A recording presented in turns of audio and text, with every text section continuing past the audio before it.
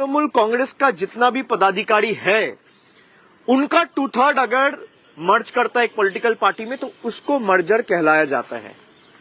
अगर 2/3 एमपीज चला जाता है तो that will again lead for their disqualification. Based on that I as a leader of Lok Sabha of Trinamool Congress, I have submitted 20 different disqualification petitions. मैं एक आपको दिखाता हूं।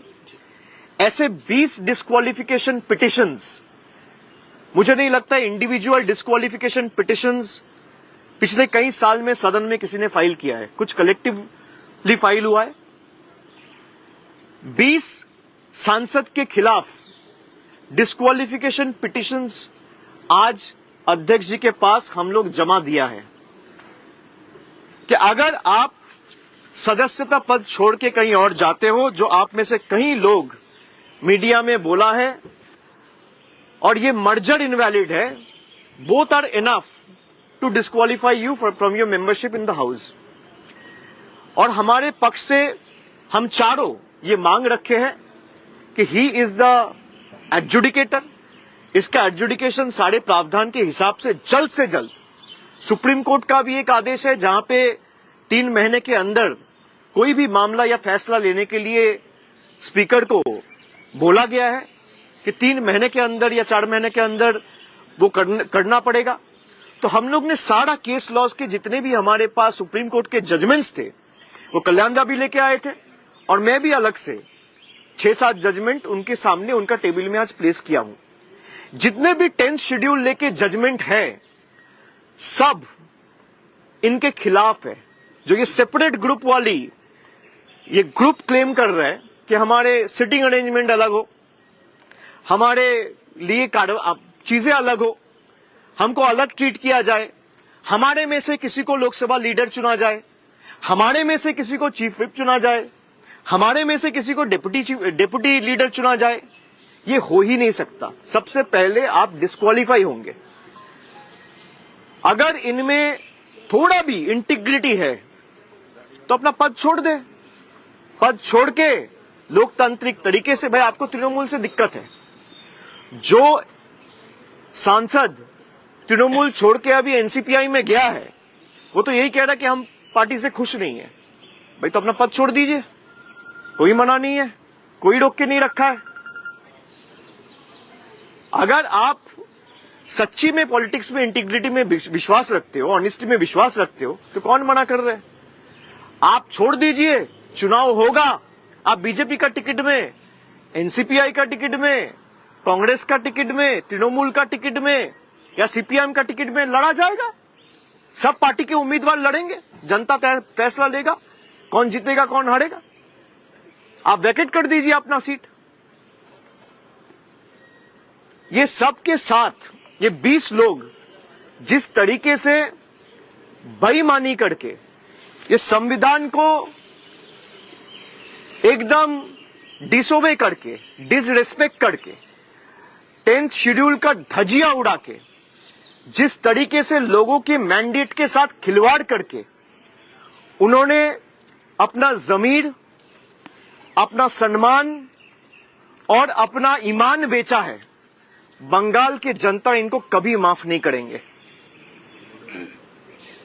इनके पास कई लोगों को अभी सेंट्रल सिक्योरिटी मिला है।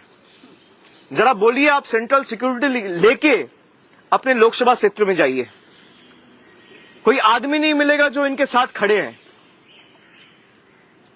किसी को ईडी से बचना है, किसी को सीबीआई से बचना है, किसी को पैसा मिल रहा है, किसी को धमकाया जा रहा है। और जब मैं कह रहा हूं पैसा मिल रहा है, धमकाया जा रहा है, आई हैव कॉन्क्रीट प्रूफ।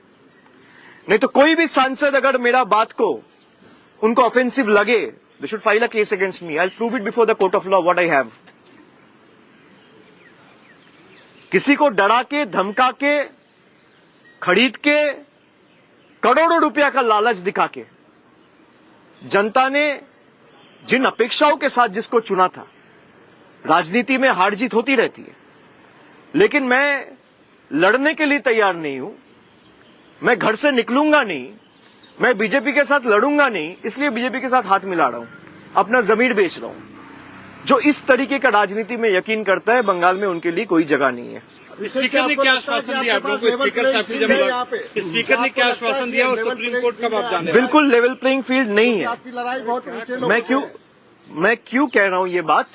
क्योंकि पिछला 1-1.5 महीना का जो राजनीति है, जिस तरीके से पार्टी को तोड़ा जा रहा है, और आप खाली बंगाल में नहीं, अभी महाराष्ट्र में भी आप देख रहे हैं कि एक बार शिवसेना को तोड़ दिया गया, शिवसेना का 2 टुकड़ा किया गया, फिर दूसरे टुकड़े का और एक टुकड़ा बनाया जा रहा है अपने फायदे के लिए।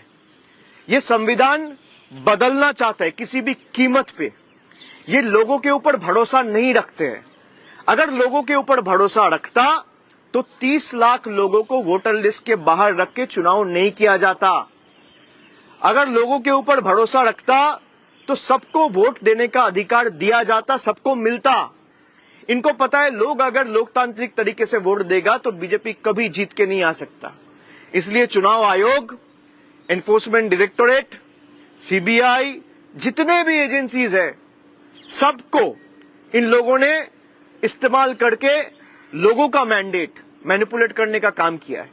और लेवल प्लेइंग फील्ड का जब बात करें, आप 4 दिन 7 दिन से देखिए, मुझे 5 समन दिया गया।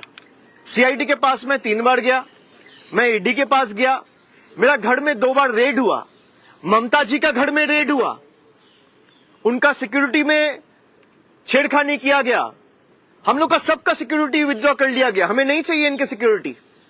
भाई लोगों को आप सिक्योरिटी नहीं दे सकते, आप पावर में आके गरीब लोगों के ऊपर जो सरकार बुलडोजर चलाता है, उस सरकार से आप क्या अपेक्षा रखेंगे?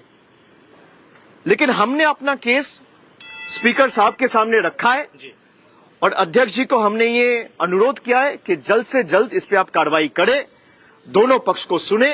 क्योंकि आप अगर संविधान के हिसाब से जाएंगे या सुप्रीम कोर्ट के जो जजमेंट है वो साफ इनके खिलाफ जाता है। বেসরো বিভাগে স্পিকারের সঙ্গে সাক্ষাতের পর অভিষেক বন্দ্যোপাধ্যায় সরাসরি বক্তব্য রাখছিলেন, আপনারা শুনছিলেন, এবং অভিষেক বন্দ্যোপাধ্যায় খুব স্পষ্টভাবে বেসরো 20 সাংসদকে নিয়ে যা বললেন তা হলো সাংসদ পদ ছেড়ে লড়াই করে দেখান। তৃণমূলের সঙ্গে এই 20 সাংসদ আসলে বেইমানি করেছে। লোকসভায় আপনারা জানেন ভেঙে চুরমার হয়ে গিয়েছে মমতা তৃণমূল ছেড়ে নতুন দলে এই 20 বেসরো সাংসদ, তাদের দল এনসিপিআই। অভিষেক বন্দ্যোপাধ্যায় বলছেন সাংসদ পদ ছেড়ে আপনারা লড়াই করে দেখান, আপনারা আবারও নির্বাচনে দাঁড়ান, তারপর দেখা যাবে। কথা বলবো, মৈত্রেয়ী ভট্টাচার্য রয়েছেন সঙ্গে। মৈত্রেয়ী,